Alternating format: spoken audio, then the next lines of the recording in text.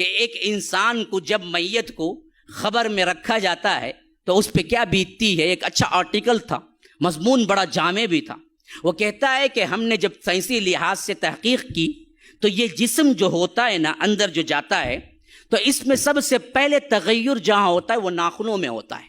ایک دن ایک رات کے اندر ناخن جھڑنا شروع ہو جاتے ہیں، اور پھر اس کے بعد اندر سے باڈی پکنا شروع ہوتی ہے، اور 3 دن نہیں گزرتے ہیں باڈی پوری کی پوری پک کے ایک ہی جگہ ہوتی ہے جہاں پھٹنے کے لیے اس کے لیے راہ ہوتی ہے، وہ پیٹ ہوتا ہے، اور پیٹ پھٹ جاتا ہے.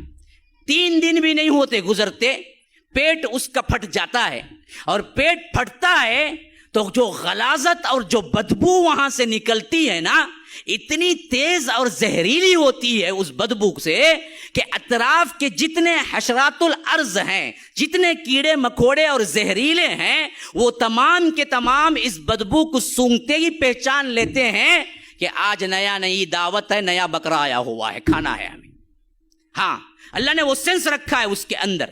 جب پیٹ پھٹتا ہے نا، وہ پیٹ پھٹنے سے جو زہریلی گیس نکلتی ہے اور وہ غلاظت نکلتی ہے، تو وہ تیز دار جو بدبو ہوتی ہے، وہ بدبو زمین کے اندر پھیلتی ہے خبر میں. تو سائنسدان لکھتے ہیں، کہتے ہیں کہ وہ دراصل جیسے ہی آگے جاتی ہے تو مٹی کے اندر جو حشرات الارض ہیں اور خاص کر زہریلے کیڑے مکوڑے ہیں، ان کو وہ سینس جیسے ہی لگتی ہے، ان کو معلوم ہو جاتا ہے کہ نیا مردہ ابھی دفن ہوا ہے، کھانے کے لیے جمع ہو جاؤ، آج رات دعوت ہے. تو وہ پورے کے پورے جمع ہو جاتے ہیں. پھر اس کے بعد وہ ایسے کھاتے ہیں انسان کے جسم کو، ہڈیاں باقی رہ جاتی ہیں، اور یہ ہڈیاں بھی پھر چند دن کے بعد چٹکنے لگتی ہیں، الگ الگ جوڑ الگ ہونے لگتے ہیں. ایک ہڈی ایک جوڑ الگ کر دیتی ہے، اور کچھ عرصہ نہیں گزرتا اس کا کوئی نام و نشان نہیں رہتا ہے. یہ حالت ہو کر رہنے والی ہے ہر کسی کی. تمہارے جسم کو تم نے آرائش و زیبائش کے لیے اللہ سے ناراضگی اختیار کر لی، حرام کاری اختیار کر لی. ہاں، جو روز روز اللہ کے رسول کی سنت کو گٹر کے نالیوں میں بہاتے ہوئے نہیں ڈرتے، شیونگ اٹھتے ہی شیونگ کرتا بدبخت. اللہ کے رسول کو یہ چہرہ دیکھنا تک پسند نہیں تھا. تم حوض کوثر کا جام لوگے شیونگ کر کے مر کے؟ یاد رکھو وہیں تمہاری کیا سختی شروع ہو جائے گی جب ملک الموت دیکھیں گے میت آئی ہے بغیر داڑھی کے، پکڑو اسے. نشانی تو لے کے نہیں آیا ہے. ایک ہی تو عمل، ایک ایسا عمل ہے نا جی جو نامہ اعمال میں نہیں تمہارے ساتھ آتا ہے. باقی سارے عمل تو نامہ اعمال میں آتے ہیں. ایک عمل وہ ہے جو تمہارے ساتھ آتا ہے، وہ ہے داڑھی. داڑھی لے کے جاؤ گے تو کم از کم کیا ہے، ملائکہ جیسے دیکھیں گے پہچان لیں گے کہ یہ دراصل رسول کا امتی آیا ہے.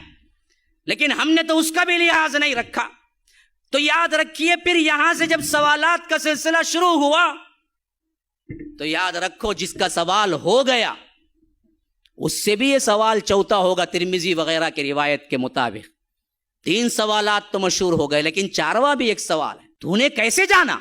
جو بندہ جواب دیا ہے وہ کہے گا قرأت کتاب اللہ وآمنت وصدقت بہ، میں نے اللہ کی کتاب پڑھی، اس پر ایمان لایا، اس پر تصدیق کی. اور جو بندہ کبھی قرآن پڑھا ہی نہیں، باپ دادا کے دین پہ تھا، یاد رکھو وہاں جھوٹ بول سکے گا. اللہ کی قسم کھا کے پوچھتا ہوں، بیٹھنے والے جو ہیں کبھی جنہوں نے قرآن کو چھوا تک نہیں، جب فرشتے جواب کے لیے پوچھیں گے، اگر تم جواب دے بھی چکو، کیسے تجھے معلوم ہوا؟ کیا جواب ہے تمہارے پاس؟ جنہوں نے کبھی قرآن کھول کے پڑھائی نہیں، کبھی تم نے دین سکھائی نہیں، عقیدہ سکھائی نہیں، کیا جواب دو گے؟ ملائکہ کے پاس جھوٹ بولو گے کہ قرأت کتاب اللہ، میں اللہ کی کتاب پڑھا؟ وہاں تو رو گے، گڑ گڑاؤ گے.